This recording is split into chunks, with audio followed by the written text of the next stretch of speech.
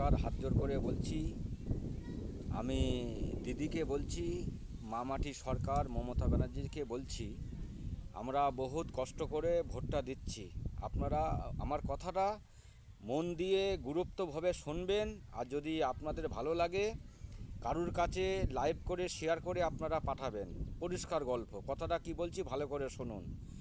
কেন্দ্র সরকারের মানুষ আমাদের পশ্চিমবাংলার দরকার নেই। কেন? ওদের বিশ্বাস নেই। ওদের আমরা বিশ্বাস করতে পারছি না। রাজ্য পুলিশও বিক্রি হয়ে যাচ্ছে কেন্দ্রের কাছে। তা আমি বলছি যে আমরা কষ্ট করে যে ভোটটা দিচ্ছি, ওই ভোটটা ডিউটি করার জন্য কেন্দ্র ফোর্স আমাদের লাগবে না।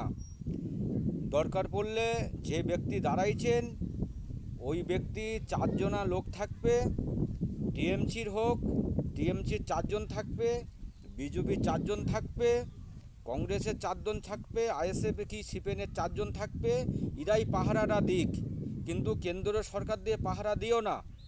কেন? কেন্দ্র সরকারে আমাদের একটু পরিমাণে বিশ্বাস নেই। কেন? বিজেপির দালাল ওরা বিজেপিকে ওরা টাকা দিয়ে কিনে রেখেছে, কিনে ওরে ডিউটি দিচ্ছে। আমরা নাকে তেল দিয়ে ঘুমোই থাকবো, আর এদিকে ভোট বাক্স যা ভোট আছে সব চুরি করে নিয়ে আউট করে দেবে। তা ওদের আমরা বিশ্বাস করতে পারছি না।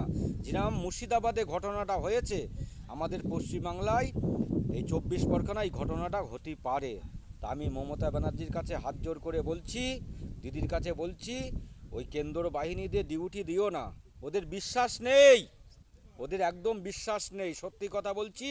যদি পারেন, কংগ্রেসের লোক চারজন থাকবে, টিএমসির লোক চারজন থাকবে, বিজেপির লোক চারজন থাকবে। সারা রাত ওরা বিরাট বাক্স চৌকি দিক। পরিষ্কার গল্প। কেন? কেন্দ্র বাহিনীর চৌকি দিও না। কেন? ওরা জালিয়াত, ওরা সালারা বিক্রি হয়ে গেছে। ওই শোয়ারের বাচ্চারা বিক্রি হয়ে গেছে।